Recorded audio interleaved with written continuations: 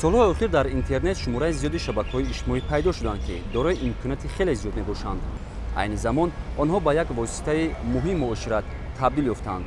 аз ҳама маъмултарини онҳо дар ҷумҳурии Тоҷикистон Facebook, YouTube, WhatsApp, Messenger ва Instagram мебошанд.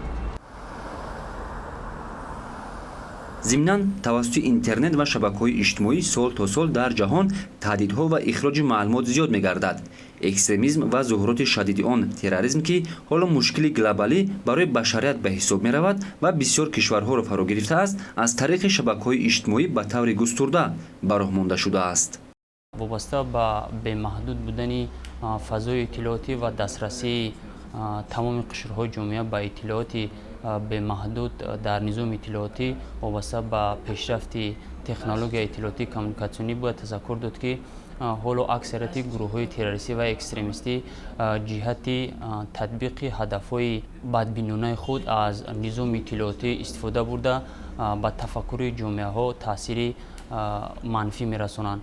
имрӯз дар ҷаҳон 4 миллиард истифодабарандаи шабакаҳои иҷтимоӣ бахусус интернет аст ва онҳо интернетро чӣ гуна ва ба кадом мақсад истифода мебаранд ба худашон вобаста аст. мутаассифона дар мактаб барои омӯзиш ва истифодабарии телефони мобилӣ дарс гуфта намешавад, ҳол он ки имрӯз таваҷҷӯҳи кӯдакону наврасон ба телефони мобилӣ бештар шудааст. агар мо бо дар назардошти пешрафти технологияи иттилоотии коммуникатсионӣ ва ҷорӣ намудани он дар раванди таҳсил суҳбат намоем, бояд тазаккур дод, ки бе истифодаи технологияи иттилоотии коммуникатсионӣ дар раванди таълим ва дар низоми маорифи кишвар пешрафт ва дастёбӣ ба ҳадафҳои олиро дар низоми маорифи кишвар тасаввур кардан ғайриимкон аст. вобаста ба ин мехоҳам таъкид намоям, ки ҳоло дар аксарияти муассисаҳои таълимӣ масъалаи таъминоти техникии онҳо бо технологияи муосири коммуникатсионӣ мавриди таваҷҷӯҳи хосаи ҳукумат қарор гирифтааст. интернет барои мардум ду роҳи истифода дорад, ки яке дар он зиндагӣ мебинанду дигари зарар.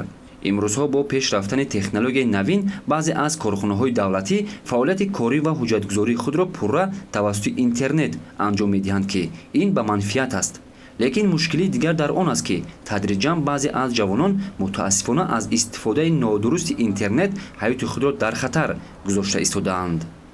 бояд таъкид намоям, ки ҷавонони мо бояд дар самти шинохти фаъолияти гурӯҳҳои террористӣ ва экстремистӣ, инчунин таҳлили ҳамаҷонибаи ғояҳои ин гурӯҳҳо вобаста ба мутобиқати онҳо ба манфиатҳои миллии давлатӣ ва инчунин таъмини минбаъдаи рушди устувори ҷумҳурии Тоҷикистонро таъмин намоянд.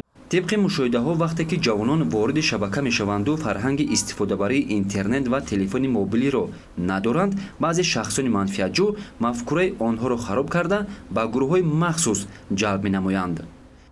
از ندانستن فرهنگ استفاده‌بری اینترنت و تلفن موبیلی آنها را چنان مغشوش می‌کنند که طور آگاه هستیم بعضی آنها متاسفانه با عائله‌هایشان به خارج رفته در بی‌نظمی‌های دیگر کشورها اشتراک کردند و اخیراً بعضیشان به نام نشان و بعضی دیگر پشیمان گشتند که همه این توسط اینترنت صورت گرفته است.